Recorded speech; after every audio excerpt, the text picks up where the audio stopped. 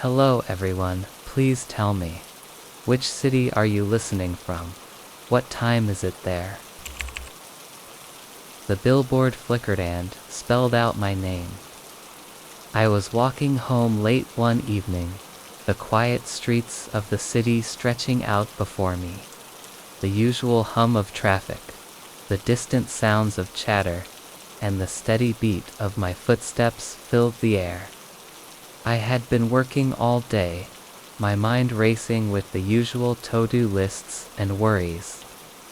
It was a peaceful night, the kind where the cool air bites just enough to make you feel awake, but not too cold to be uncomfortable.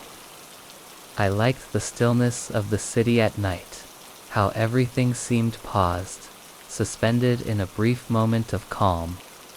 As I walked down the familiar streets, I passed the usual landmarks: the small cafe with the cracked windows, the old bookstore with the faded sign, the bright neon lights of the bar down the block.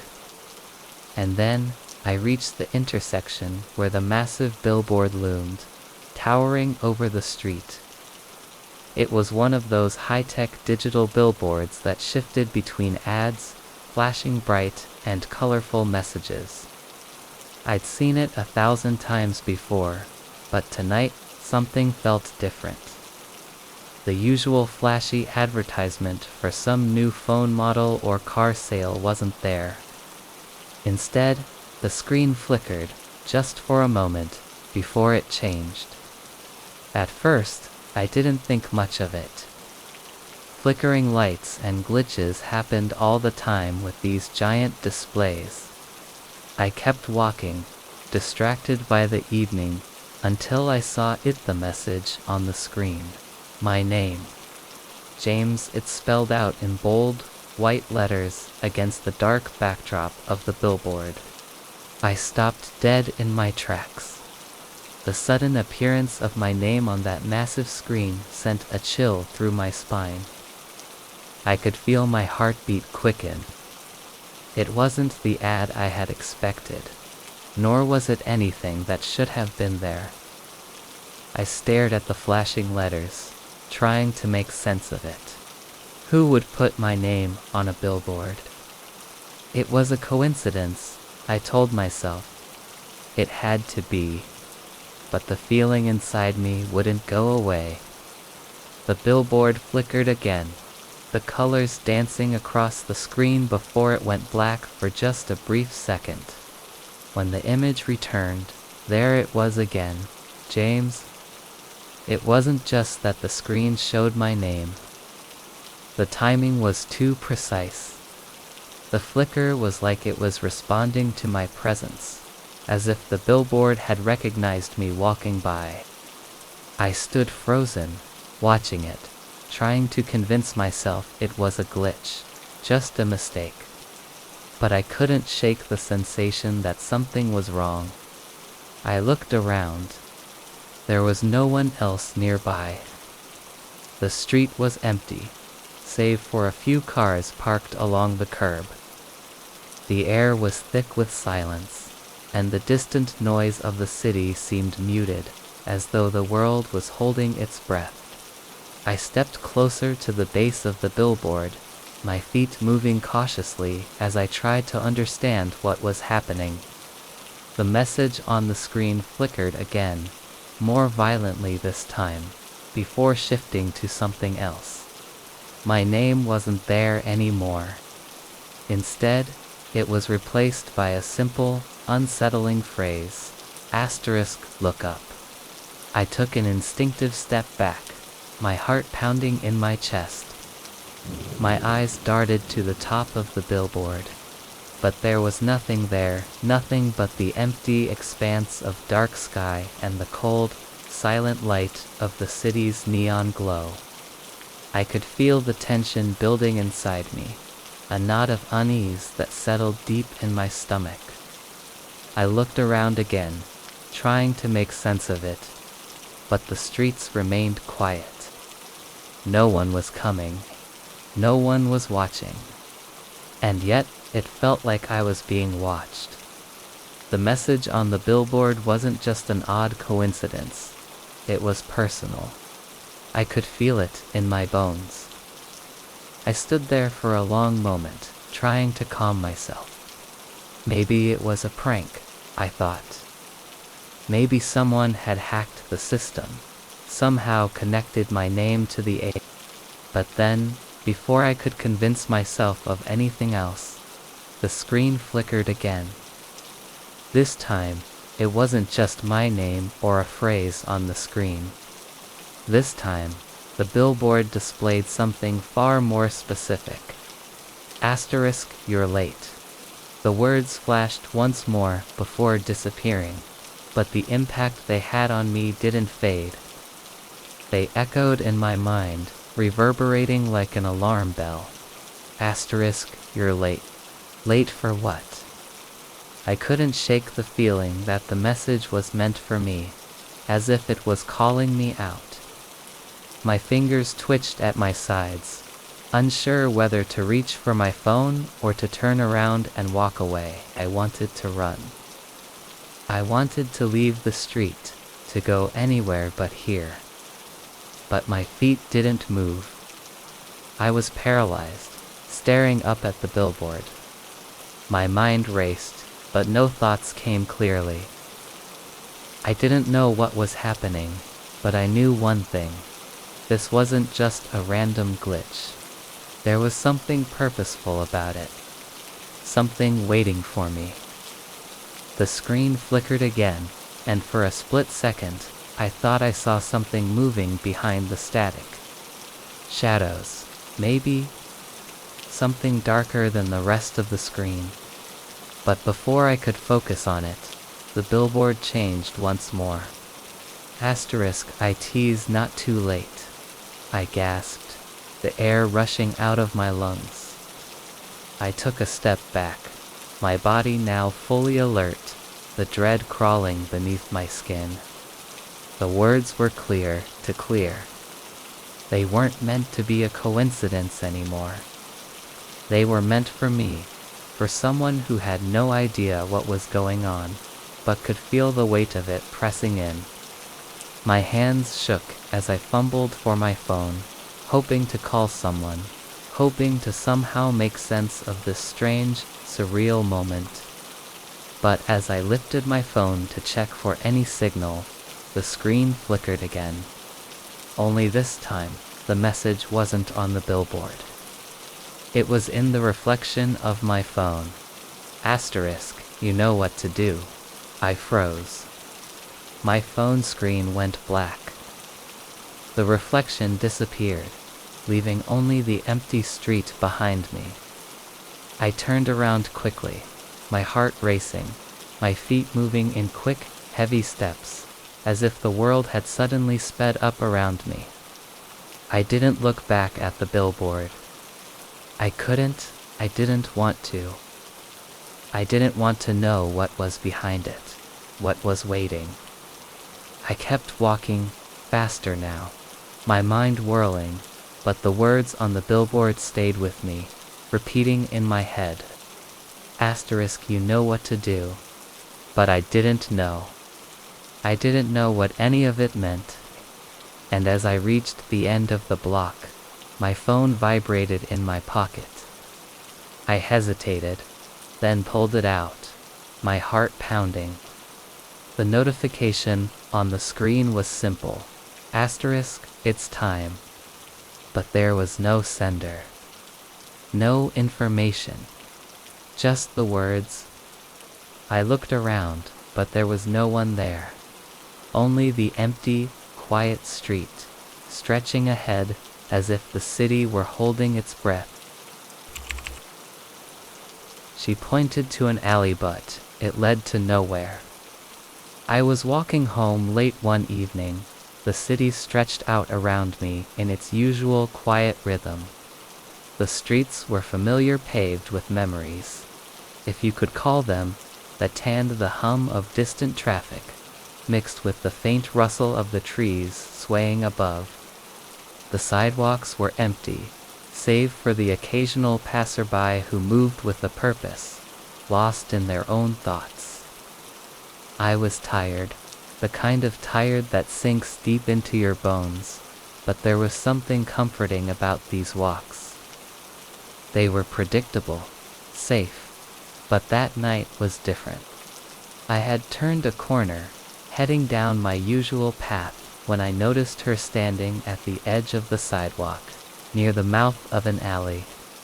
She was standing so still that at first, I thought she might have been a figment of my imagination, one of those blurry, half-formed thoughts that linger on the edge of your mind when you're half awake. But no, she was real. Her coat was heavy, dark, and she had her hands tucked into her pockets, her posture stiff, as if she were waiting for something or someone. She turned to face me as I walked closer, and when she saw me looking her way, she smiled. It wasn't a warm smile, not exactly, but a knowing one. The kind of smile that someone gives you when they expect you to understand something that, at the moment, you don't. She stepped aside as I approached the alley, almost as though she were inviting me to notice the space behind her. I glanced down the alley, as I always did when I passed by, but I'd never noticed her before. The alley wasn't particularly remarkable, just a narrow path between two old buildings. The brick walls were worn, graffiti covering parts of them, the pavement cracked in some places, but it had always been there, nothing special about it. Then, she pointed. The gesture was so casual, as if she was merely indicating a direction, yet it made the hair on the back of my neck stand up. Her finger extended toward the dark opening of the alley, the air around her growing heavier. There was something unnatural about it. The way the shadows seemed to gather more quickly, the way the alley seemed deeper than it should have been. "Go down there," she said, her voice soft, but urgent. "It leads somewhere." I felt a flicker of hesitation, a strange pull, like something was asking me to look closer, to take that step forward. But at the same time, something in my gut told me to keep walking, to ignore her, to keep to the familiar route that would lead me home. Yet, for some reason, I couldn't. I turned toward the alley, as if some force stronger than me was pushing me in that direction. I took a step forward. As soon as my foot touched the pavement of the alley, I felt it an odd shift in the air, like the temperature had dropped several degrees. The familiar sounds of the street, the soft murmurs, the distant honking of horns, the rustle of leaves seemed to vanish. The only sound now was the faint echo of my footsteps as they grew louder, as though the alley was absorbing everything else, drowning it out. I glanced back. The street was gone. I couldn't see the street anymore. The tall buildings that lined the alleyway had grown taller, their edges blurring, their windows dark.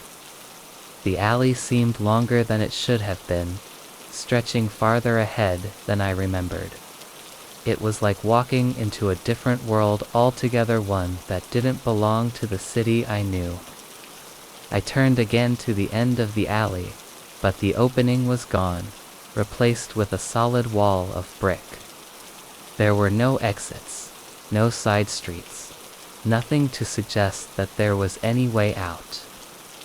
I took another few steps, my heart hammering in my chest, the hairs on my arms prickling with a cold sweat. This wasn't right.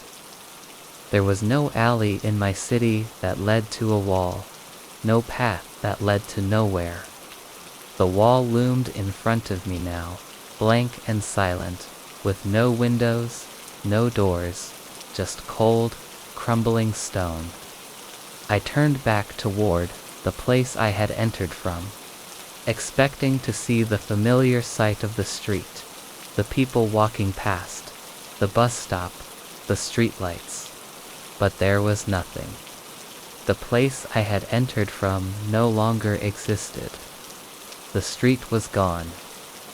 The cafe I passed earlier, the corner I had turned, all of it had vanished into the dark, leaving only the alley behind me. I took a step back, my breathing quickening. I had to get out of here. There had to be a way out. I turned and started walking, trying to retrace my steps, but the alley didn't seem to end. It was as if it was constantly stretching ahead, a winding labyrinth that refused to release me. The walls closed in, the shadows growing deeper, and the silence felt oppressive, as though the air itself was watching me, waiting for me to make a mistake.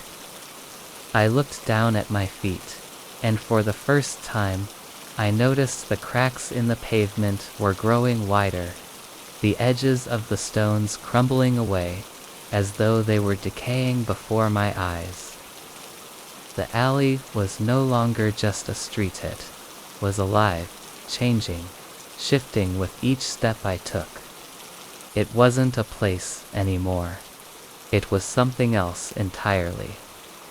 A force, a presence, pushing me deeper into its depths. I wanted to scream, but no sound came out. My throat was tight, my chest heavy with fear. I turned again, but the wall at the end of the alley had morphed. It wasn't just a blank wall anymore, it had eyes. Dozens of eyes, all staring at me from the brick, watching me as I stumbled backward. The stranger's voice echoed behind me, soft, insistent. It leads somewhere. But it's not where you think. I spun around, but she was gone. She wasn't standing at the entrance anymore. The alley was empty, and so was the street that should have been there, the one I knew. Only the wall remained, still watching, waiting. I closed my eyes, trying to focus, trying to think, and when I opened them again, the alley was gone. There was no wall, no narrow path, no twisting, endless tunnel. I was back on the street. The familiar sound of the city flooded my ears, the rush of cars, the chatter of pedestrians, the sound of a distant train. I was standing at the corner, right where I had started, the cafe still there on the corner, just as it had been before. But the alley was gone. The woman was gone. The strange, suffocating sense of being trapped had vanished, as if it had never existed. I blinked, unsure of what to make of it, of what had just happened. Had I imagined it? Had I been dreaming? But when I glanced at the street sign, I saw something strange. It was different. The name of the street had changed, and for a moment, I wondered if I had ever really walked down this street at all. I walked past a cafe and saw my face in every window. It was an TA cafe I frequented. In fact, I'd never been inside before. But something about it caught my attention that evening. The lights inside were warm, casting a soft glow on the street, and the sound of muffled laughter and soft chatter drifted through the half-open door. It was a quiet corner of the city, the kind of place people go to unwind after a long day, to sip coffee or tea and let the world slip by unnoticed. I had been walking home from work, tired but not exhausted, my mind preoccupied with the usual thoughts, plans for the weekend, bills to pay, errands to run. But as I passed by the cafe, I felt an odd pull, a subtle urge to stop, if only for a moment. I didn't intend to go in. I wasn't looking for company or conversation. but there was something in the air, something about the cafe that felt inviting, even though I couldn't put my finger on why. I slowed my pace as I reached the cafe's front windows, peering inside, letting the warmth from within spill out into the cool evening air. The place was cozy dim lighting, mismatched furniture, and a few people scattered around, sipping drinks and engaged in quiet conversation. There was nothing particularly extraordinary about it, yet it held my attention in a way I didn't expect.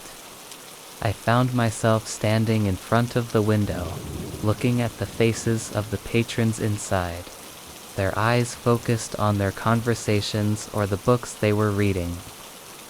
And then I saw it. I saw my face. At first, I thought I was imagining things. Maybe I was just tired, or maybe the reflection was distorted by the fogged-up glass. But as I blinked and looked again, there it was, my face, staring back at me from the window. The same eyes, the same features, the same tired expression. I could even see the slight frown on my forehead, the one I always wore when I was lost in thought. But here's the thing. I wasn't standing in front of that window. I was on the sidewalk, a few feet away, standing still and staring inside. But in the reflection, there I was, right there, in the window, as if I were sitting at one of the tables, gazing into the cafe with a quiet expression on my face. I could see the details of my face in the window, clear as day, as though it was a mirror. I could even see the dim light reflecting off my jacket, the way my hair fell messily around my face. It wasn't just the face that struck me. It was the oddity of it all. I was in tea in the cafe, and yet I was there, inside it. The person in the window wasn't me, in the sense that I could feel them. There was no physical sensation of being in the cafe. It was a reflection, a distorted image of myself, sitting in a place I hadn't entered, looking at a life I hadn't experienced. I stepped back, my heart skipping a beat. The window was suddenly too close, and the reflection too real. I could almost feel my breath fogging up the glass, but when I stepped away, the reflection remained. It didn't fade, didn't distort, stayed still, perfectly captured in the glass. I could almost reach out and touch it. I took a deep breath, shaking my head, trying to shake off the discomfort creeping up my spine. Maybe I had just caught a glimpse of someone who looked like me. Maybe it was a trick of the light, the angle of the window, something that made it seem like my reflection was there. I convinced myself that was it. That had to be it. But as I turned to walk away, I caught sight of another window further down. The cafe had large, floor-to-ceiling windows that stretched along the entire front. Without thinking, I moved toward the next one, my feet almost carrying me in a daze, a need to understand what was happening. And there I saw it again. In the second window, my face stared back at me, still calm, looking out as if I had been sitting there all along. It wasn't a trick of light, not this time. I saw myself clearly, sitting at the table, holding a cup of something tea, perhaps, though the image was still hazy. I could see the same subtle frown on my face, the same expression I always wore when I was lost in thought. And yet, this wasn't me. I was standing on the outside of the window, looking in. I stumbled back, my chest tightening, the world feeling like it was shifting under my feet. How was this possible? How could I be in the reflection but not in the room? How could I be standing here, yet seeing myself inside? A strange, unexplainable fear began to coil inside me, and I looked over my shoulder, as if expecting someone to step out of the cafe and tell me this was some kind of mistake. But there was no one. The streets were empty, the air still. I turned back to the window, my reflection still staring back at me. I moved quickly now, my feet moving faster, walking away from the cafe, but no matter how far I walked, the feeling stayed with me. That image of myself, trapped inside the window, staring back out at me, lingered like a shadow. I glanced over my shoulder a few more times, but the cafe was already too far behind, the windows empty. Still, I couldn't shake the image of myself sitting there, distant, untouchable. I didn't stop walking until I reached home, where I locked the door behind me and sat in silence, unsure of how to explain what had happened. The cafe was a place I would never visit, a place that no longer felt like a part of the city I knew. And every time I close my eyes now, I can still see my face in those windows come still and staring back at me. And I wonder, in the quietest corners of my mind, how many more windows there are where I'll see myself, always out of reach, always just beyond my grasp. The subway train arrived, but no one was on board. It was late, later than I usually took the subway. The station was quiet, almost eerily so, with only a handful of people scattered around the platform. I wasn't in a rush, just wanting to get home after a long day at work. The lights above flickered gently, casting a soft glow over the glossy tiles that lined the walls. The faint hum of the city drifted down from above, but here, in the underground, everything felt distant, as if the world above didn't quite reach this place. I checked the time. The next train was due in a few minutes, and as usual, I stood near the yellow line, waiting for it to arrive. The air was cool and slightly damp, as it often was this time of night, and the smell of metal and old concrete filled the space. I could hear the faint rumble of the train approaching, the vibrations through the floor growing stronger, signaling its arrival. It was coming just a few more seconds. As the train finally pulled into the station, I expected the usual bustle, people stepping off, others crowding in, but something felt off. The train doors slid open with their familiar sheeing sound, but as I looked inside, I saw nothing. The cars were completely empty. Not a single person inside. My stomach sank slightly. The train wasn't late, there was no reason it should be empty. I glanced at the other passengers on the platform, hoping to see someone else's reaction, but they were just as still as I was, staring at the train in silence. They didn't seem to notice anything unusual. No one else seemed alarmed. They were all just going about their business, checking their phones, adjusting their bags, ignoring the fact that the train had arrived without a single soul on board. I stepped closer to the train, my feet hesitant as I approached the open doors. There was a strange stillness to the train, the kind of silence that shouldn't exist in a subway car. The lights inside flickered slightly, casting an odd, almost unnatural glow. I looked down the length of the cars. Each one was empty, the seats neatly arranged, the floors pristine, but no one was sitting. No one was standing. It was as though the train had arrived straight from some other place, untouched by any passengers. I felt a chill spread down my spine. This wasn't right. Subways at night were often quieter, sure, but empty. I glanced at the schedule on the wall, as if somehow that would explain it. But the time was listed on schedule, just as it should be. The doors still stood open. I stood there for a moment, caught in indecision, my mind racing through possibilities. Was it a mistake? Did the train break down somewhere along the line? Maybe the conductor was sick.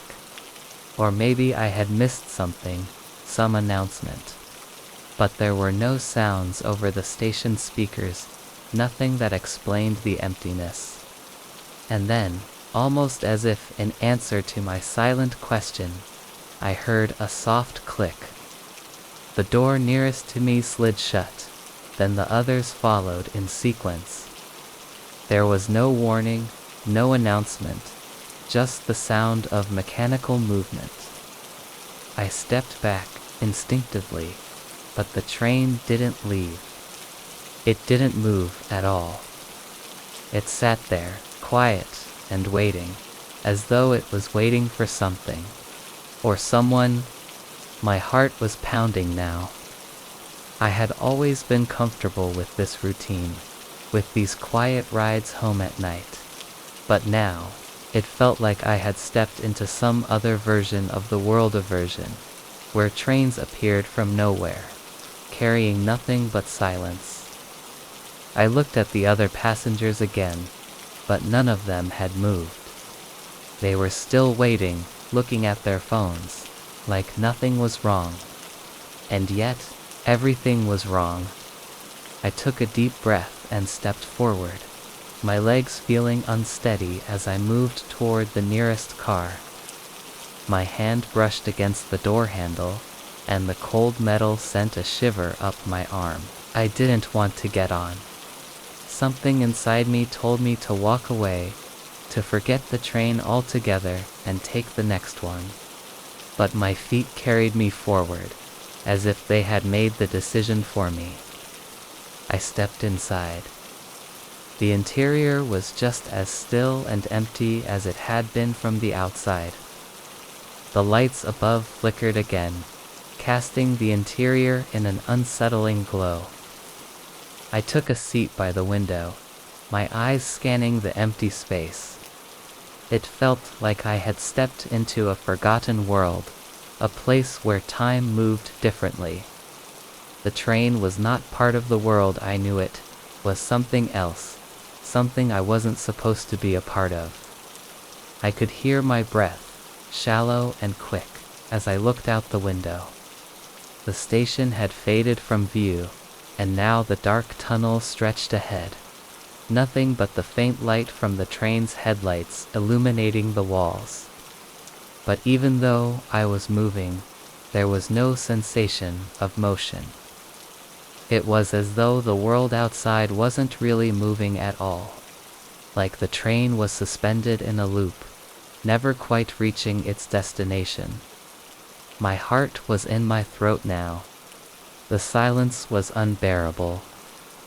I looked around the car again, desperate for some sign that everything was real. But the car remained empty, the seats untouched, the air still. Even the faint hum of the train had stopped, leaving nothing but the occasional flicker of the overhead lights. Suddenly, the doors at the far end of the car slid open. I froze. For a moment, I thought someone had entered, but when I looked toward the opening, I saw nothing. The door was empty. The car was still empty. The sound of the door opening had come from nowhere. My eyes flicked around the train, trying to make sense of what was happening. But the more I looked, the more the world seemed to distort. The walls of the car were growing darker, the lights flickering faster now, and the tunnel outside seemed to stretch into an impossible distance. The walls were closing in. Then, just as suddenly as it had started, the train stopped. I snapped upright in my seat, breath catching in my throat. The lights went out, and the car was plunged into darkness. I could hear my pulse in my ears, feel the panic creeping up on me as I sat frozen, my mind racing with questions I couldn't answer. The doors slid open again, but this time, I didn't hear the usual ding. No announcement, no sound at all. The doors opened to an empty station, the platform eerily still, the lights casting long shadows across the concrete. No one was waiting. No one was there. I didn't wait to see more. I stood up and rushed toward the exit, not caring if I had missed my stop. The train doors closed behind me, and I found myself standing in the station, gasping for air, trying to make sense of what had just happened. I looked around. The station was completely empty, no sign of anyone. No one waiting for the next train, no one at the turnstiles. Just me, alone in the cold, quiet space. I looked at the schedule again. The time for the next train had passed. There were no trains listed after that. And as I stood there, staring at the empty platform, I realized the truth. The subway train had arrived, but it never left. And neither would I. She stood at the crosswalk, but the light never turned green. I was in a hurry, as usual. The day had been long, and I was eager to get home.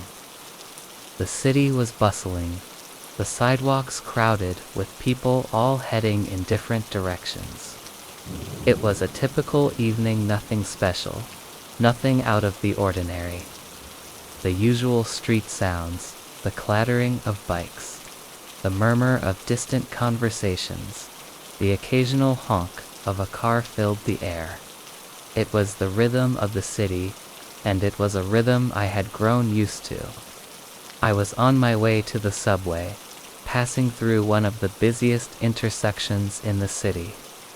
I had crossed this street hundreds of times, always with the same sense of routine, always with the same impatience to reach my destination. As I approached the crosswalk, I noticed her, a woman, standing still at the curb. She was facing the crosswalk, her eyes trained on the light, her body completely still. She was wearing a long coat, the kind that flapped slightly in the breeze, and a scarf wrapped tightly around her neck. I didn't think much of her at first, just another person, waiting for the light. But something about her caught my attention. She wasn't fidgeting like most people at a crosswalk. No tapping feet, no glancing around impatiently. She was just standing there, perfectly still. Her hands were tucked into the pockets of her coat, her face expressionless, her gaze fixed straight ahead, never wavering. The light above her was red, as it had been when I first approached, and there was no sign of it changing anytime soon. I moved a few steps closer, impatient to cross, but I couldn't help but notice how still she was. Most people, when the light was red, would glance at their phones, shuffle their feet, maybe even sigh with frustration. But she was entirely motionless, her face unreadable. I took another step, toward the crosswalk, trying to ignore the strange feeling creeping up my spine. But the more I looked at her, the more unsettled I became. Her posture was unnaturally rigid, as though she were a mannequin rather than a person. There was no sign of life in her, no movement. I glanced up at the traffic light, still red, then back at her. Still nothing. Minutes passed. I could feel time slowing down as I stood there, waiting.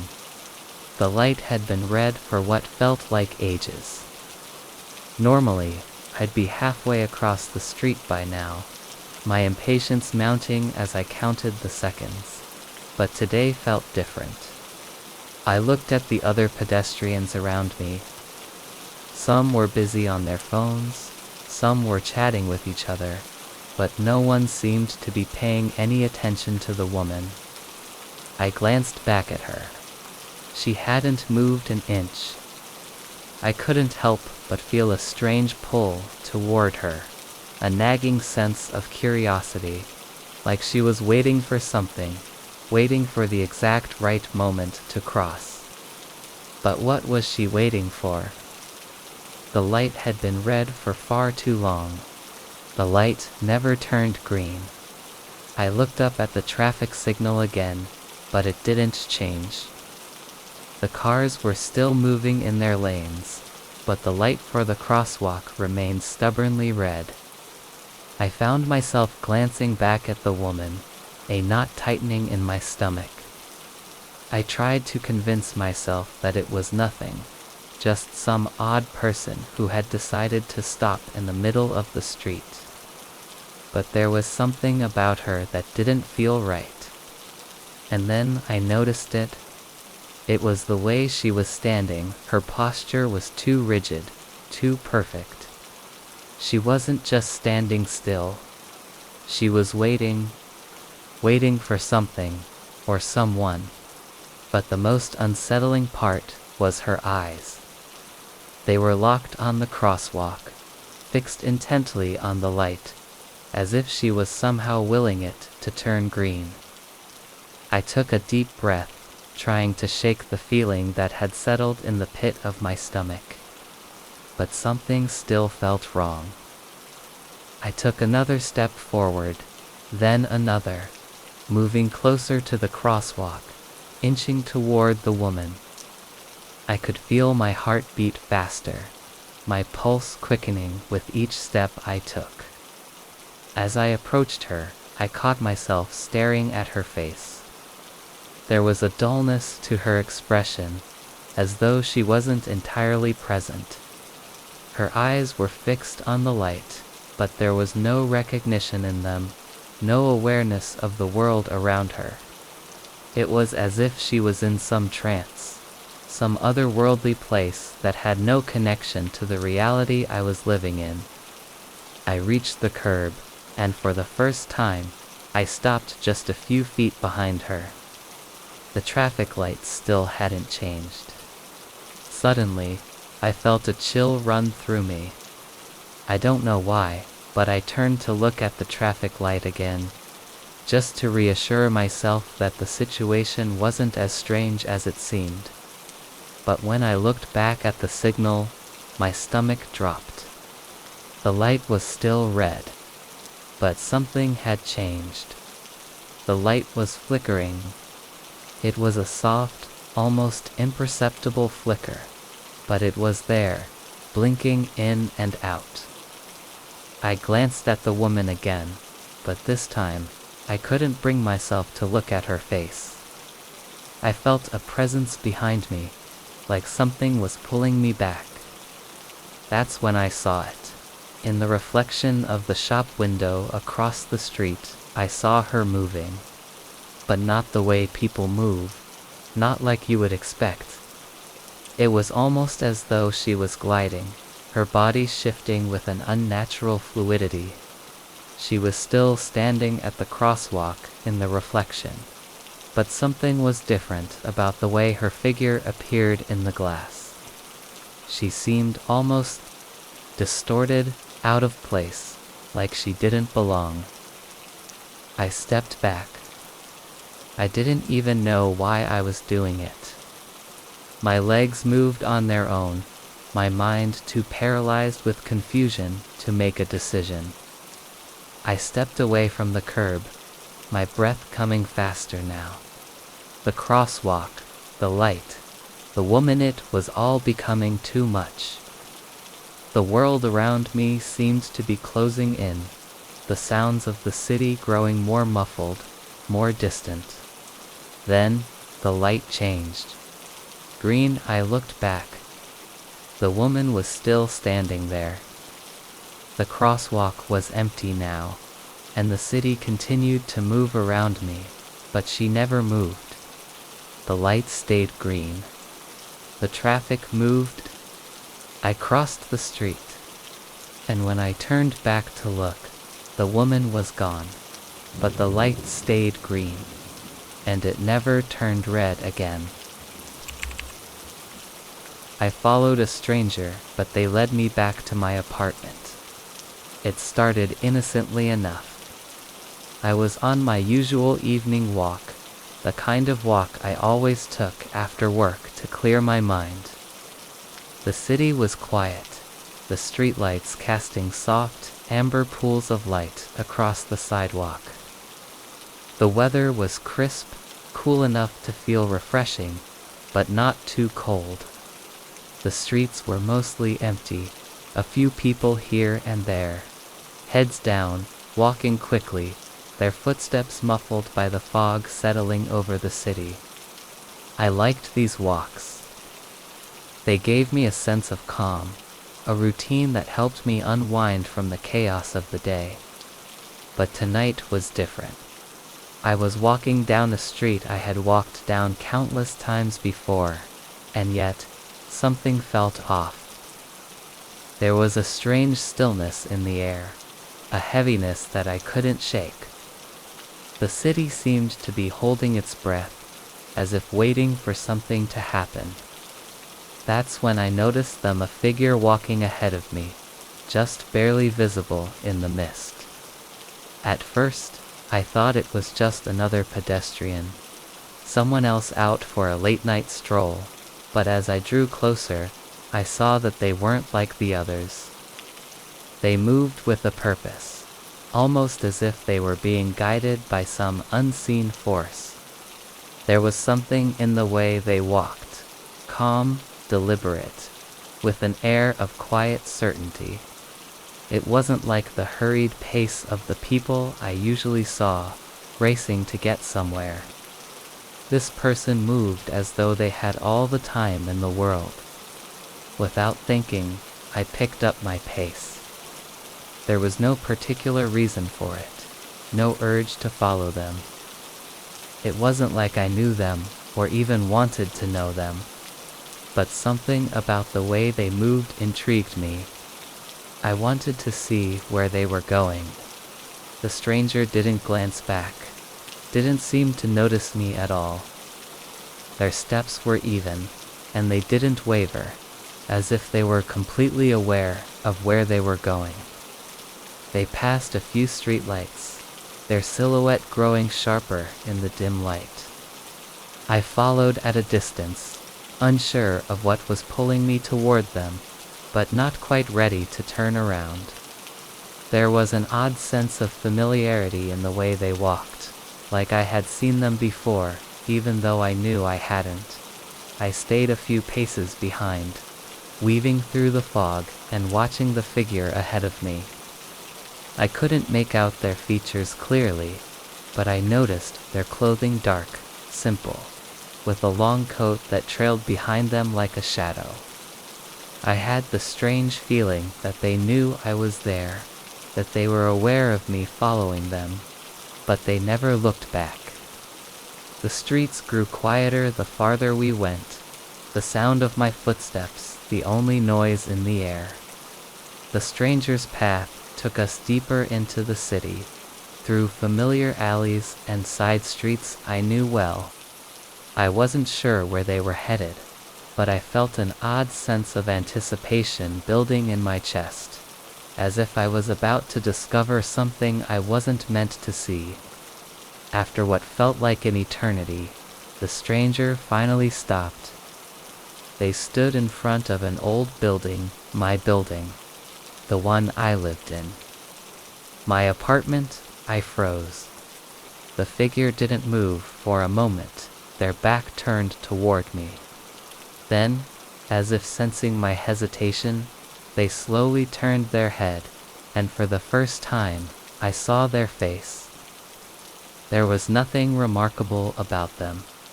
They had a soft, almost neutral expression, their eyes dark and unreadable, their features ordinary in a way that made them seem entirely unmemorable. But there was something unsettling in their gaze, something that made the air around me feel colder. I wanted to ask them what they were doing, why they had led me here, but the words caught in my throat. The stranger smiled, just a small, subtle curve of their lips, enough to send a chill down my spine. Then, without saying a word, they turned and walked toward the entrance of the building. Their footsteps echoed in the still night air, and I stood frozen, unable to move. I wanted to turn and leave, to step away from this strange encounter, but my feet wouldn't obey. I found myself walking toward the entrance, following them, my heart pounding in my chest. I reached for the door handle, and as soon as my fingers brushed against it, I felt a strange jolt, a sense of recognition, as if the door had been waiting for me all along. I stepped inside. The lobby was dark, lit only by the dim glow of the hallway lights, casting long shadows across the floor. The stranger was already at the elevator, their hand hovering over the button. They didn't look at me, didn't say a word. The elevator doors opened with a soft ding, and they stepped inside. I followed. The elevator was empty, save for the two of us. I couldn't bring myself to speak, and neither did the stranger. The doors closed, and the silence inside the small box seemed to grow heavier. The city outside, with its distant hum, felt miles away now, and all I could hear was the soft hum of the elevator as it ascended. We reached my floor. The doors slid open with a soft chime, and the stranger stepped out first, moving down the hallway without a glance in my direction. I followed them, my feet moving on their own accord, as if I were being pulled by some invisible force. We reached my apartment door, the one I had left unlocked earlier. The stranger stopped in front of it, and for a moment I stood behind them, my mind racing. The door was still slightly ajar, just as I had left it. The stranger turned, their gaze locking with mine. That same unsettling smile returned to their lips, and they reached out, pressing a hand against the door. It swung open wider, and the faint light from inside spilled into the dark hallway. "Home," they whispered, the word hanging in the air like a warning. And then they stepped inside. I stood in the doorway, frozen, the weight of their words pressing down on me. The world around me seemed to blur, the familiar hallway stretching into an unfamiliar void. The apartment door was wide open, and I couldn't bring myself to move. I had followed the stranger, and now, here I was, back where I had started. But nothing felt the same, and I couldn't shake the feeling that the stranger had been waiting for me all along. The street names changed while I was looking at them. It was just another walk in the evening, something I had done countless times before. The city was familiar, every corner etched in my memory like the lines of an old map, worn smooth by years of travel. I had walked down these streets for months, sometimes lost in thought, sometimes distracted by the hum of the world around me. But tonight, something felt off from the very beginning. It was the subtle things at first. The air was heavier than usual, thick with a dampness that seemed to cling to my skin, even though it hadn't rained in days. The sky was a deep shade of gray, the kind of color that made the streetlights flicker nervously as they tried to cast their glow onto the wet pavement below. The usual chatter of distant conversations, The hum of passing cars, the light shuffle of footsteps, all of it seemed quieter tonight. More distant. I started down the block, my hands stuffed in the pockets of my jacket, eyes occasionally lifting to glance at the street signs. The names were familiar: Maple Avenue, Oak Street, Elm Road, but they weren't the only things that felt strange. It wasn't until I reached the first intersection that I noticed something odd.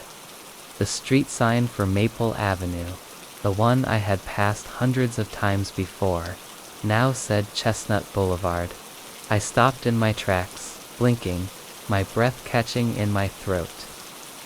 I had just looked at that sign just moments ago. It had said Maple Avenue. Had I been distracted? Was it a trick of the light? No, that wasn't it. The letters on the sign were clear, bold, unmistakable. Chestnut Boulevard. I took a step forward, my feet suddenly feeling heavier. I had walked this street 1,000 times, but now I was questioning everything. Maybe I had made a mistake. Maybe I was more tired than I thought, my mind playing tricks on me. I continued down the road, trying to dismiss the feeling gnawing at me, but the unease lingered. The farther I walked, the more it started to seep into my bones. I kept glancing at the street signs, hoping I was just imagining things. But when I reached the next corner, I froze. The sign that had once read Oak Street now read Pine Crescent. I stared at the sign, my heart starting to beat faster. This wasn't right. I had walked down Oak Street before. It was just there. I remembered it clearly. The little grocery store on the corner, the park with the old swing set. And yet, there it was. Pine Crescent. No mistaking it. I walked faster now, my mind racing, trying to make sense of what was happening. Maybe I had taken a wrong turn. Maybe I was in a different neighborhood without realizing it. But when I turned the next corner, I was faced with yet another change. The sign that should have read Elm Road now said Birchway. I stopped dead in my tracks, my breath caught in my throat. This was impossible. These streets, these names, how could they change? They had always been the same, hadn't they? The city was built on its history, on its streets, its names. But now, everything felt so foreign. The streets, the buildings, the very air around MIT, all felt wrong. I stood there for a long moment, my mind whirling, trying to piece together a reason. Maybe I was lost. Maybe I had somehow wandered into a part of the city I hadn't seen before. Maybe it was just a mistake, a glitch in the world. But the longer I stood there, the more certain I became that something was wrong, something deeper than mere confusion. The street names weren't changing on their own, they were shifting, as if the city itself was remaking itself around me, altering its very structure in real time.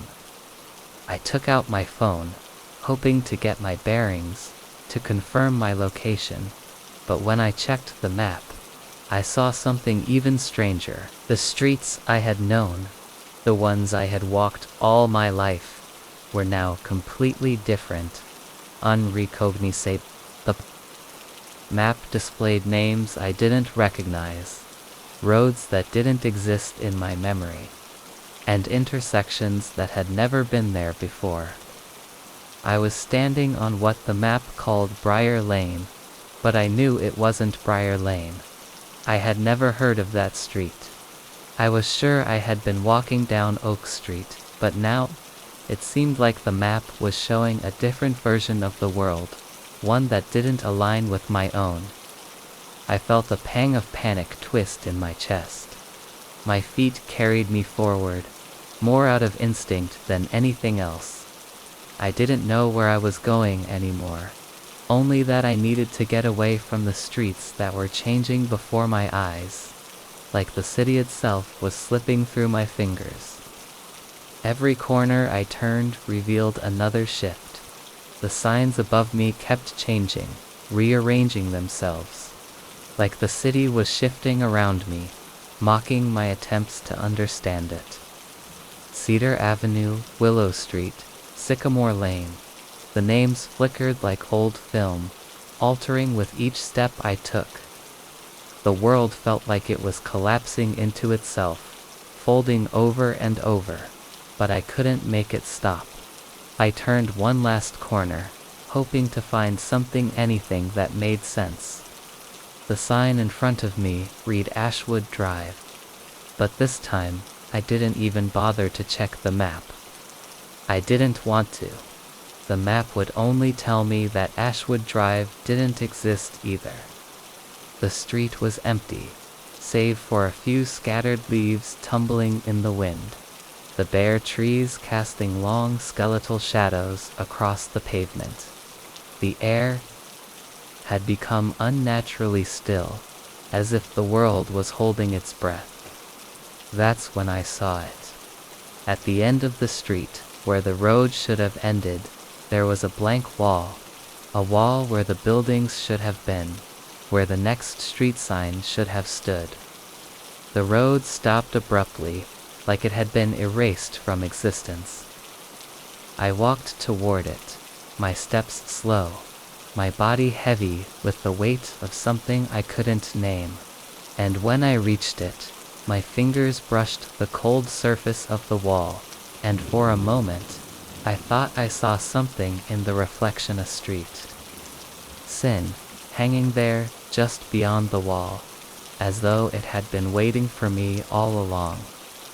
I turned to look back at the street, at the signs that had once been so familiar, but now I couldn't find them anymore.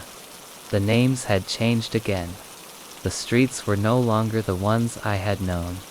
The world around me had reformed itself like a puzzle with pieces that no longer fit. And in that moment, I realized Daya had been walking down this street for longer than I knew. I had been walking through a city that no longer existed, and the streets were changing because I had somehow stepped outside of the world I once knew. I turned around and walked toward the wall, hoping that, if I went far enough, I could find a way back. But the names kept changing, and I never made it home. She smiled from the rooftop, but the windows were closed. I don't know what drew me to that rooftop. It had been a long day, and the kind of exhaustion that settles deep in your bones had finally caught up with me. I was walking home, the streetlights casting their dull glow over the quiet city, when I decided to take a shortcut through an alleyway I had passed 1,000 times. Something felt different tonight, something in the air. As I reached the end of the alley, I saw the ladder leaning against the side of a building, one I'd never noticed before. It looked old, rusted, like it hadn't been touched in years, but there was something oddly inviting about it. Maybe it was the fatigue, or the feeling of wanting to be alone, high above the noise of the city, but I found myself climbing. My hands gripped the cold metal rungs, and I could hear my breath echoing in the empty alley, the only sound besides the distant hum of traffic. It wasn't a long climb, but the higher I went, the quieter everything became. The city's noise faded, replaced by the soft rustle of the wind against the buildings and the occasional creak of the ladder under my weight. When I finally reached the top, I pulled myself onto the flat roof, breathing in the cool night air. The view was breathtaking. The city stretched out before me, the streetlights twinkling like distant stars. For a moment, I felt at peace, the worries of the day slipping away. The wind tugged at my hair, and I closed my eyes, letting it wash over me. That's when I saw her. At first, I thought my eyes were playing tricks on me. There was a figure standing on the far edge of the rooftop, looking out over the city. Her silhouette was framed against the dark sky, her long hair blowing gently in the wind.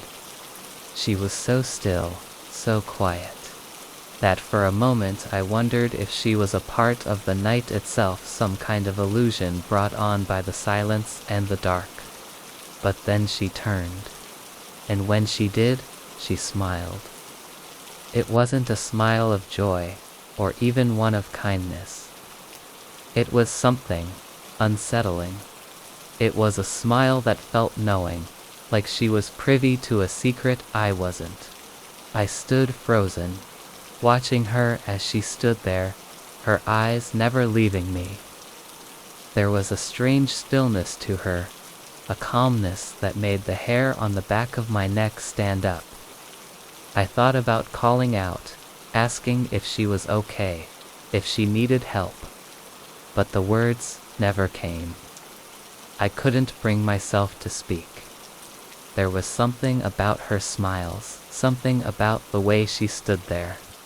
Like she wasn't a person at all, but a ghost who had wandered too far from where she belonged.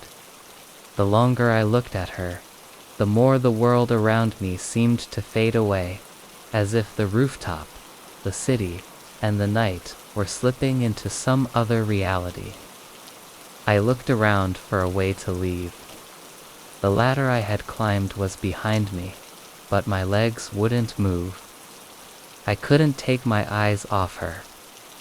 She kept smiling, her head tilted just slightly, and the longer she stood there, the more the eerie calmness spread over the rooftop.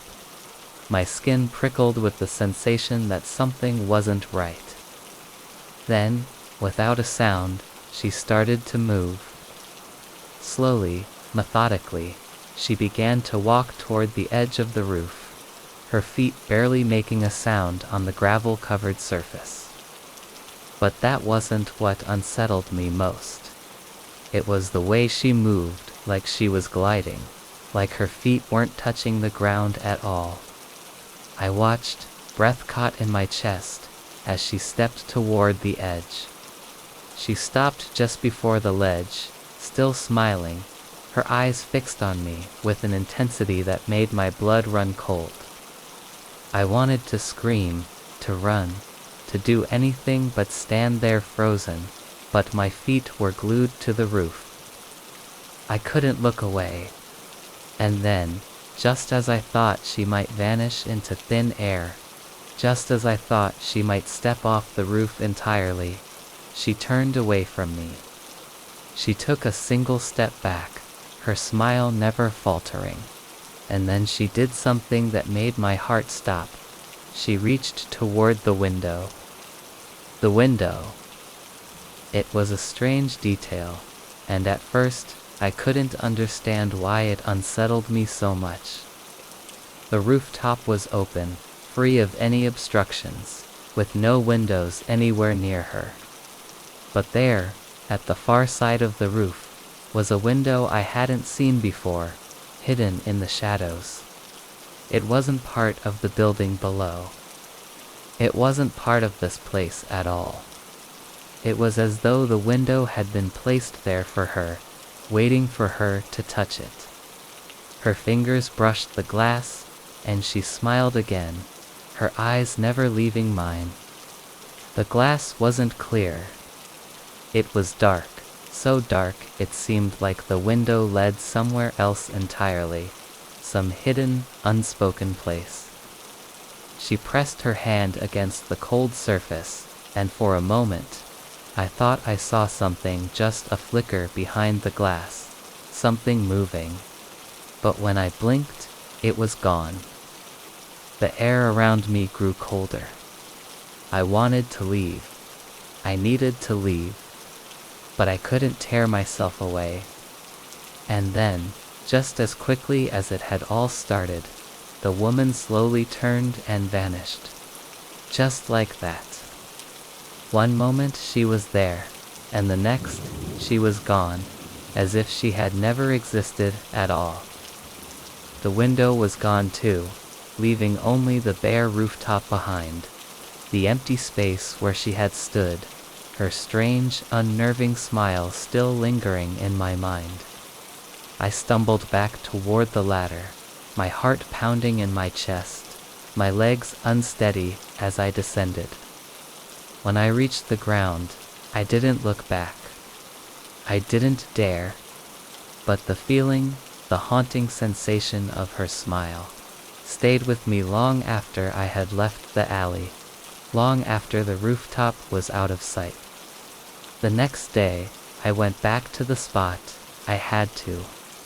I needed to prove to myself that it had all been a dream, a trick of the mind. But when I arrived, the ladder was gone. The alley was just as it had always been, empty, dark, and unremarkable. The building was just a building, with no rooftop to speak of. No window, but I knew what I had seen. And I couldn't shake the feeling that, somewhere, behind a window I couldn't see, she was still smiling. I entered a shop, but it was the same one I had left minutes ago. It didn't make sense.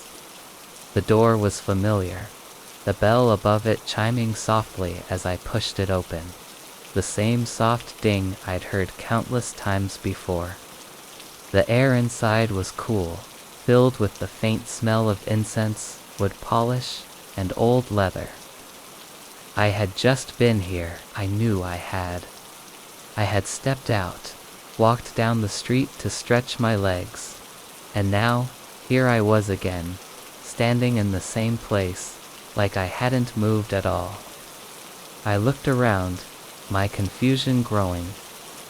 The shelves were lined with the same odd assortment of goods, small trinkets, vintage books, odd antiques, and some knickknacks that looked both charming and unsettling at the same time. The light from the antique lamps above flickered just slightly, casting shadows in the corners of the room, but nothing looked out of place.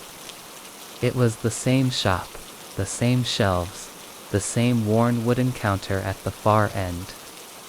Yet, I couldn't shake the feeling that something wasn't right. I had definitely walked out of this shop. I remembered the bell ringing when I had left. I could even picture the street outside, how the rain had started falling lightly, how the pavement had shimmered under the streetlights. It was a quiet evening, not too many people out, just the steady rhythm of my footsteps and the soft murmur of the city in the distance. And yet, here I was again, standing in the same dimly lit room, as if I had never left. I shook my head, trying to calm myself. Maybe it was the exhaustion. The day had been long, and the shop was small. Maybe I had simply turned around and not realized it. But the more I thought about it, the more unsettling the situation became. The feeling gnawed at me, a deep, unsettling chill that crept under my skin. This wasn't right. The old man behind the counter looked up when I entered, his usual tired eyes scanning me with a glance. He gave me a slow, nodding smile, the kind that didn't reach his eyes, his face unmoving, as if carved from stone. I had noticed him when I left. He hadn't been busy, but his gaze had seemed distant, almost too distant for someone so present in the room. Now, seeing him again, the same smile on his lips, made my heart skip a beat. I had already walked out, hadn't I? I took a few hesitant steps toward the counter, my shoes tapping softly on the creaky wooden floorboards. The sound was too loud in the quiet room, the only other noise being the gentle hum of the overhead lights. I felt the weight of his gaze, but he didn't speak. I glanced at the shelves again, hoping to find something familiar to anchor me, but the more I looked, the more I felt like I was losing grip on everything. The same odd assortment of items caught my eye. The old books with their fraying pages. The porcelain doll with a cracked face. The strange, almost hypnotic paintings on the walls that seemed to stare back at me no matter where I looked. I could swear I had seen these things before, just moments ago. And yet, the longer I stood there, the more surreal it all felt. The air in the shop was heavy, like it was holding something just out of reach, something I couldn't quite grasp. I blinked, rubbing my eyes, trying to push the strange thoughts away. I had to be mistaken. The door had definitely been there when I left, the bell ringing, the sound of it lingering in the air as I walked down the street. There was no way I could have come back here so quickly. I took another step toward the counter, my breath catching in my chest as I tried to convince myself that I was just overthinking it. Looking for something. The old man's voice broke the silence, raspy and slow, like he had all the time in the world. I swallowed, trying to steady myself. I was in here a few minutes ago. I stepped out for a bit and ended up back here. His gaze lingered on me unblinking, the smile on his lips unchanged. "Ah, you're back then," he said, almost too casually. I couldn't tell if he was mocking me or if he truly didn't understand. Something in his voice, the way he said it, sent a chill crawling up my spine.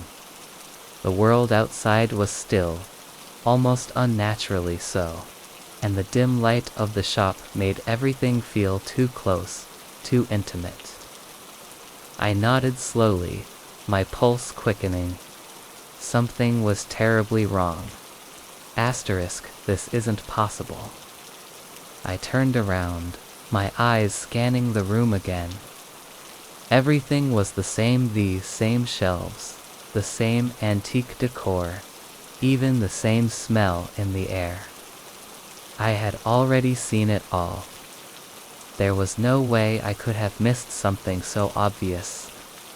No way I could have walked back into this shop without realizing it. The door had been there when I left, it had.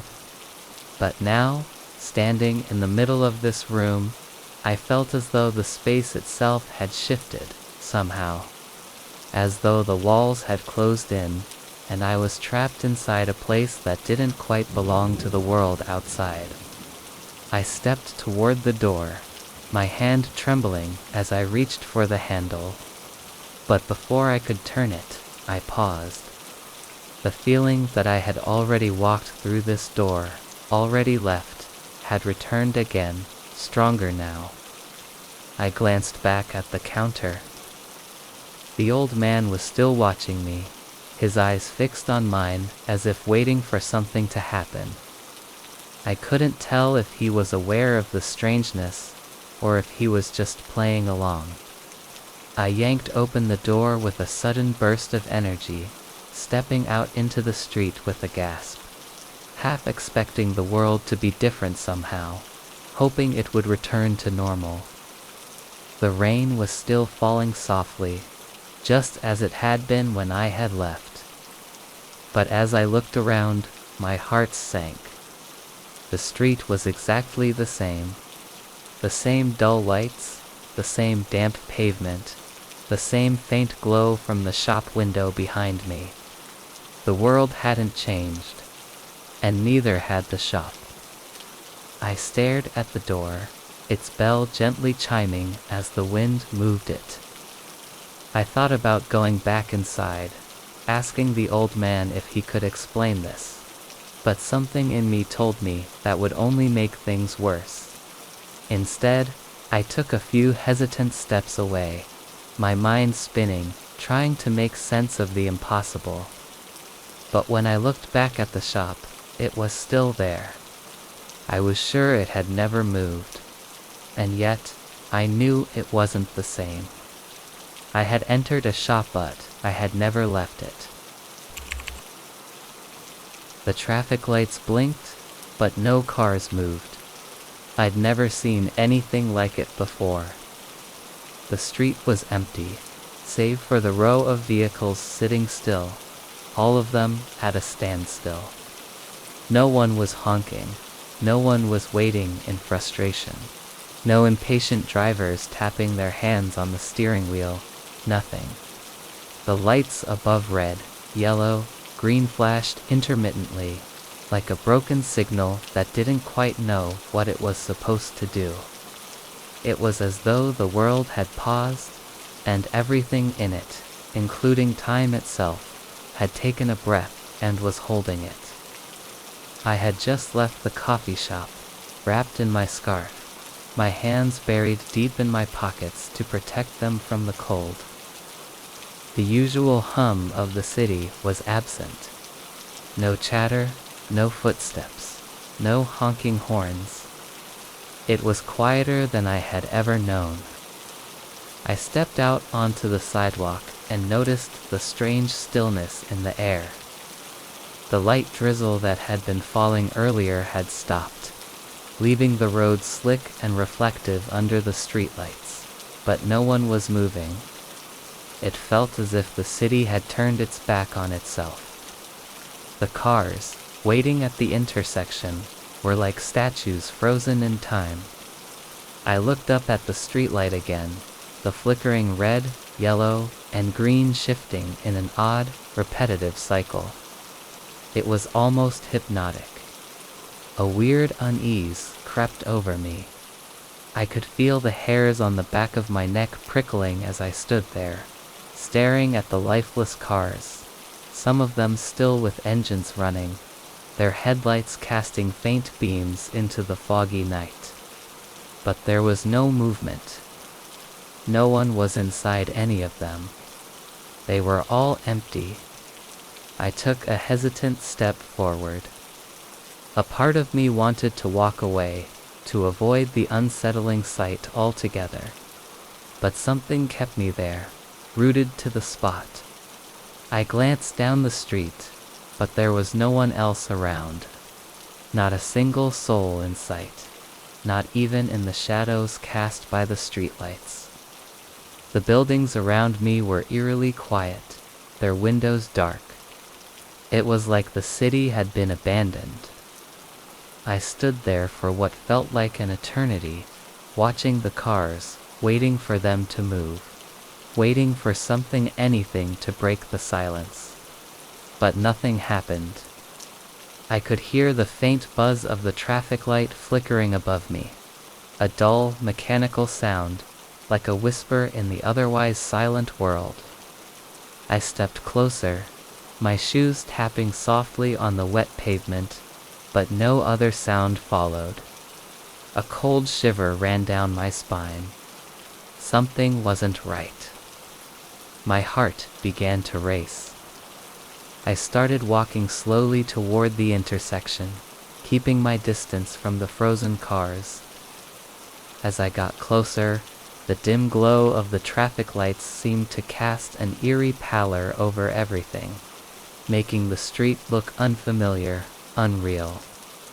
It was as if the world had shifted just slightly out of alignment, and I was standing in the middle of it, completely alone.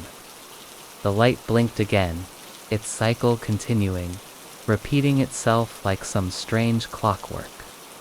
My breath fogged up in the cold air, and I wiped it away from my face, suddenly desperate for some kind of warmth. I glanced around again, trying to find any sign of life, but there was nothing. The street was deserted. The cars were unmoving, like silent sentinels guarding an empty world. And then I saw it. In one of the cars, the rearview mirror caught the light just right, and I could have sworn that for a moment, just a split second, I saw something moving inside. A shadow, a figure. I stopped dead in my tracks. My pulse quickened, and I felt a sudden chill run through my body. The figure was still there. I wasn't sure what it was. It didn't make sense. It was too dark to make out any details, but it moved. For a second, it seemed to shift, just slightly, from the rearview mirror to the seat next to it.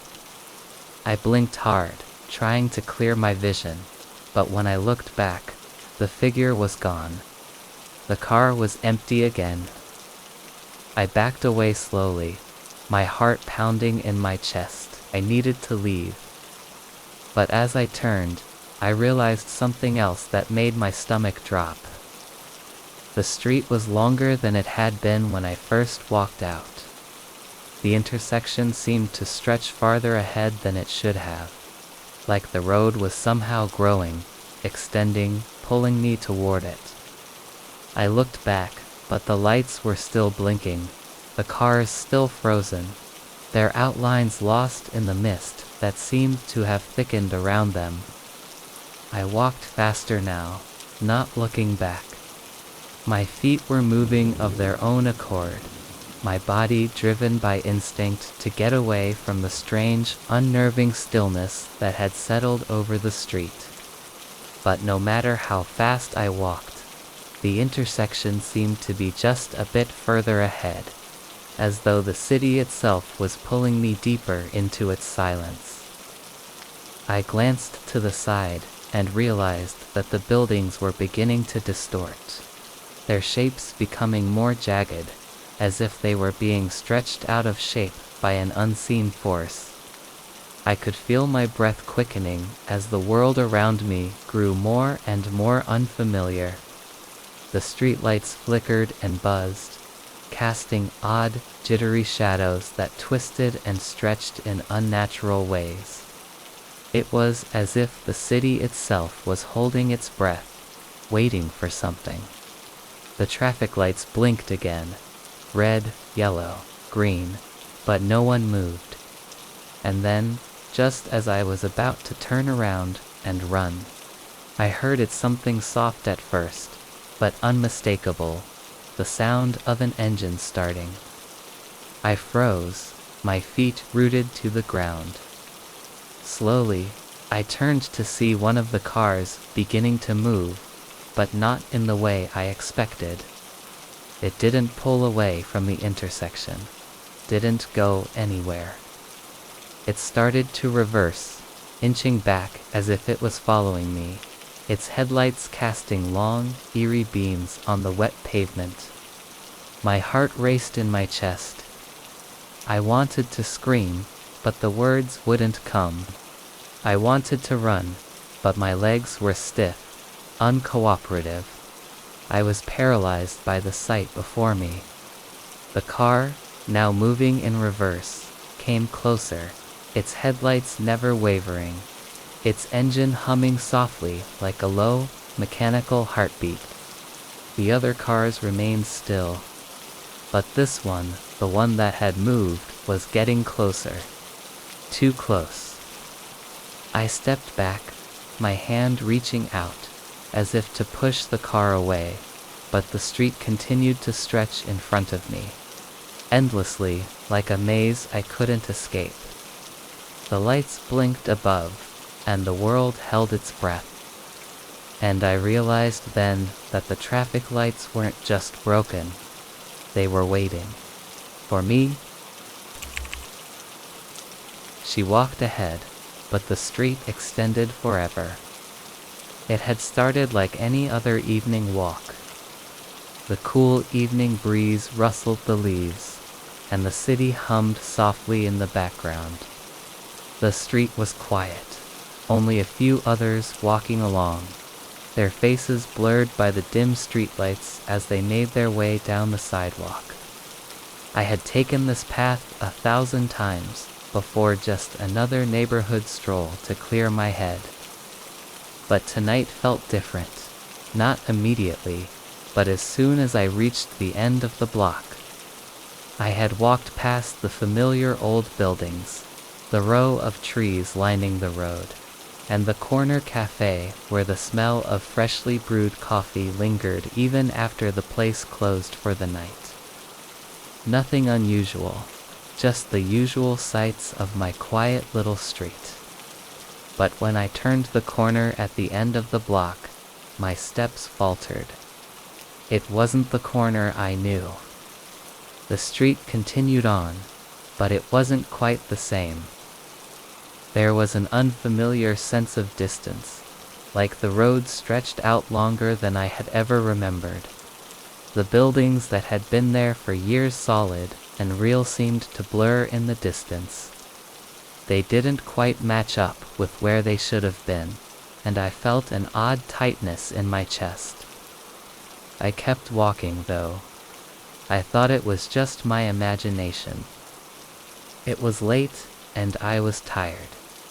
The rain had started to fall lightly, tapping gently against the pavement, and the wetness made everything shimmer slightly under the streetlights. It was soothing, but my eyes kept darting around, looking for something that felt like home.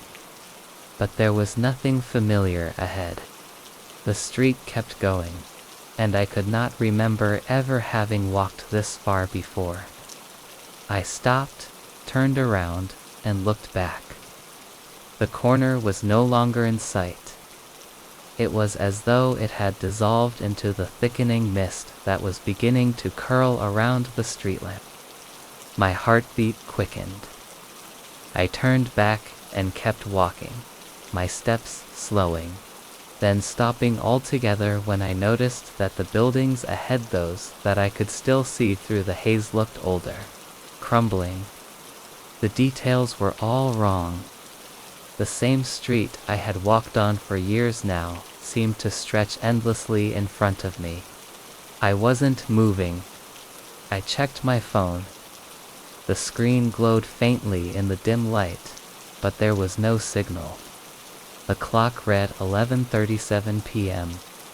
It was the same time as when I had started, or so I thought.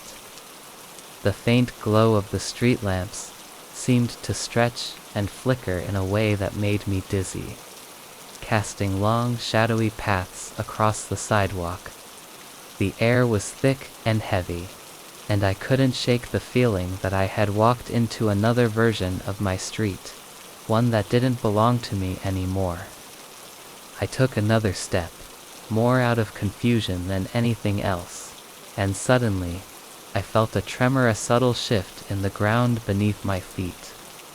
It wasn't a physical shake, not exactly, but it was as though the world had rearranged itself around me in some subtle, unsettling way. I didn't know whether it was the fatigue or something more, but the street just didn't seem right. The shadows were longer now, pooling beneath trees that I didn't recognize. The buildings on either side were growing farther apart, their facades cracked and warped, as though they had been there for centuries, and yet they looked newly abandoned. The sounds of the city had vanished, replaced by an eerie quiet. Even the rain seemed softer, as though it had been muted by something unseen. I could hear nothing but my own breath, shallow and quick, as I tried to make sense of this. How could a street I had walked down so many times feel so completely unfamiliar? A small part of me, just a whisper of a thought, told me to turn around and go back the way I came. But every time I looked over my shoulder, I saw nothing but endless street, stretching farther than I had remembered, as though the world behind me was gone, erased. I couldn't even tell if the corner I had turned still existed. Panic began to bubble in my chest. My legs felt heavy, my breath shallow. Was I walking in circles? Was this some kind of trick, a mirage in my tired mind? Or was I lost? It wasn't possible. I knew these streets. They were mine. But this was no longer the place I had known. I turned back to the street ahead, and that's when I saw a figure in the distance. At first, it was just a silhouette, blending in with the shadows, but as it grew nearer, I saw that it was a woman. She was walking slowly, her steps deliberate, and as she drew closer, I could see that her face was obscured by the hood of her dark coat. Her movements were unnervingly smooth, like she was walking with the flow of the street itself, as if she was part of it, like she belonged there in a way that I didn't. My pulse quickened. I wanted to call out, to ask where I was, but my voice caught in my throat. The woman didn't seem to acknowledge me at all. She just kept walking, her pace never quickening, her head lowered. It felt like she was walking away from something, not towards anything. Her presence was unsettling, and yet I couldn't look away. As she passed me, I finally saw her face pale, expressionless, with eyes that were too wide, too dark. She didn't seem real, and yet she was walking beside me, her feet barely making a sound on the wet pavement. I tried to reach out, but the words stuck in my throat. She didn't stop, didn't even look at me. She just kept walking, her figure dissolving into the endless stretch of the street. My body felt frozen as I stared after her. I could still hear the soft tapping of her footsteps, but when I looked back, she was gone. I blinked, but the street was just the same, empty, endless. I walked forward, trying to shake the feeling of her presence from my mind, but no matter how far I walked, the road continued to stretch ahead of me, farther than I could see. It was as though there was no end, no corner, no return. I walked until my legs ached, but the street didn't change. It never did. I kept moving, hoping to find something familiar, but nothing came. The rain had stopped, but the mist had thickened, swirling around my feet like something alive, and the only thing that remained was the street, stretching on forever, with no way out. And then, in the distance, I saw her again. The woman, she was ahead, walking slowly in the same direction, her dark coat swaying with the rhythm of the street. I thought about turning back, but I couldn't. I turned the corner, but the building I passed was gone. At least, it wasn't there anymore, and I'm not sure when it had disappeared. It had been there just moments before, towering over me as I walked down the familiar street. The weather as ordinary as any autumn afternoon in the city. The cold, steady drizzle fell from the sky, pooling on the cracked pavement beneath my feet. The hum of distant traffic and the rhythmic tapping of raindrops against windows were the only sounds in the air, aside from the occasional rustle of wind against the trees. It should have felt comforting. The rain, the city, though damp, was familiar. It was home, and I knew every corner, every crumbling brick and peeling window. But something wasn't right. It was late in the evening when I made that turn, too late for most people to be out, but not too late for me. I had walked this street countless times, always in a daze of my own thoughts. I liked it, though the routine, the predictability of the street, with its faded store signs and unremarkable apartment buildings.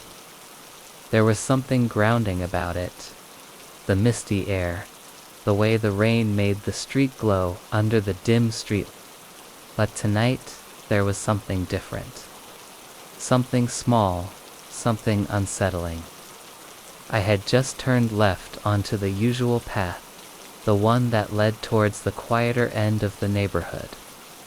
There, at the far end of the street, stood an old building tall, like it had been there for decades, maybe longer. I had walked by it so many times, seen the paint peeling from its windows and the ivy climbing up its cracked brick. It had always been a part of this street.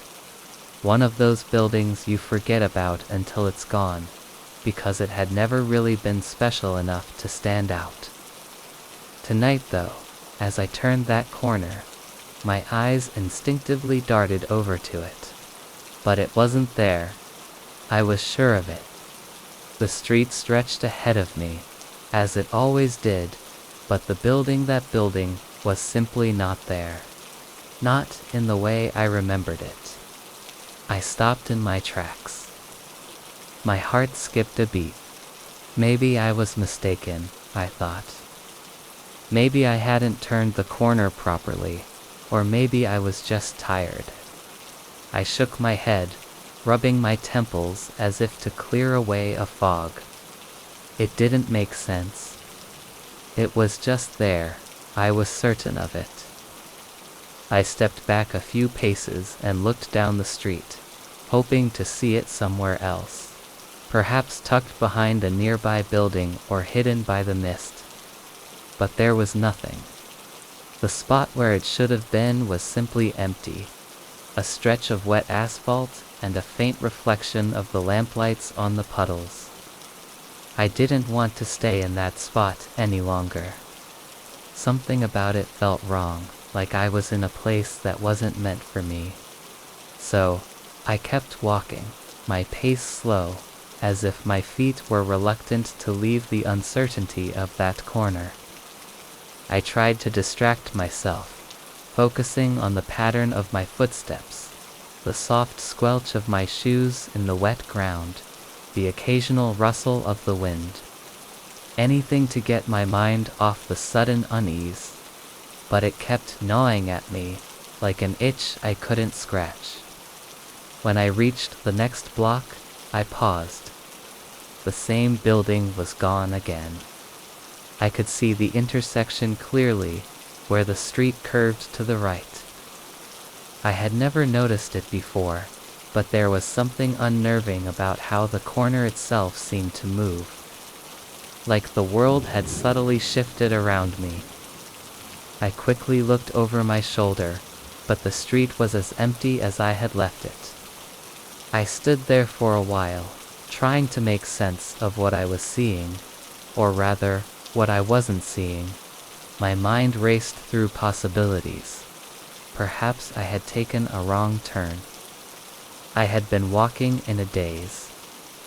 Maybe I was tired. I glanced at the corner again, but the anxiety kept tightening around my chest, a coil I couldn't undo. The more I tried to convince myself it was just a mistake, the more the feeling lingered. By then, the rain had started to pick up. It wasn't a downpour, but enough to dampen my coat and create a soft, steady rhythm that filled the air. I decided to keep walking, heading toward the end of the street. The comforting glow of the street lamps seemed far off now, like they were just out of reach, even though they should have been so close. The mist was thickening, clinging to the buildings, making everything look softer, more distant. And then I heard it just a whisper at first, like the sound of a paper brushing against a surface. A soft creak, or perhaps the echo of footsteps. I turned quickly, expecting to see someone behind me, but there was nothing. No one. I was completely alone. The street was deserted, the rain falling in sheets, the lamplights casting long shadows across the wet ground. I felt the hairs on the back of my neck rise, and without thinking, I began to walk faster. Not so fast that it seemed frantic, but just enough to feel like I was doing something. anything to combat the chill creeping up my spine. The whispers, though, were persistent. They followed me, just on the edge of hearing, like the wind pushing something unseen past my ears. At the next intersection, I looked to the left. The building was back. Or at least, something was there, in the same spot where it had been before. It was a relief at first, seeing the familiar structure again. But then, a strange detail caught my eye. The windows, there were more of them than I remembered. The shape of the roofline, too. I could have sworn it had been different just moments ago. The architecture was off slightly, but enough for me to feel unsettled. Still, I tried to tell myself I was imagining it. The rain made everything look different, the streetlights playing tricks with shadows. I was tired, perhaps even a little disoriented. I had no idea how long I had been walking, how many turns I had made. I felt the urge to reach my apartment, to close the door behind me, to find some semblance of normalcy again. But when I reached my building, I stopped at the entrance. The door, normally locked, was ajar. I knew I had locked it before I left. I always do. My heart raced, and I stood there for a long moment, staring at the door, listening to the rain hitting the pavement around me. I told myself it was just the wind, or perhaps a neighbor coming in and forgetting to close the door. But I wasn't sure anymore. I couldn't tell what was real and what wasn't. I finally stepped inside, the door clicking behind me. The apartment was just as I had left it. But as I walked through the hallway, I noticed something that made my stomach turn. There was a thin layer of dust on the floor, like no one had been here in days. I couldn't remember when I had last been home, or what had happened in the time between my walk and now. It felt like I had been gone for much longer than I could comprehend. The apartment was quiet, the air thick with stillness. And then, as I passed the hallway mirror, I saw it, a reflection in the glass. It wasn't mine. I turned to look behind me, but there was nothing there. Just the dim light of the hallway and the sound of the rain outside. But the reflection had lingered for just a moment too long. I turned away quickly, my pulse pounding. The feeling of being watched, of being caught between something I couldn't explain, gripped me tighter. I didn't know if the building had ever been there to begin with, or if it had vanished entirely, leaving nothing but an echo of its presence in my mind. All I knew was that something had shifted while I was walking, and now I wasn't sure where I stood in the world. And the worst part, I wasn't sure if I would ever know.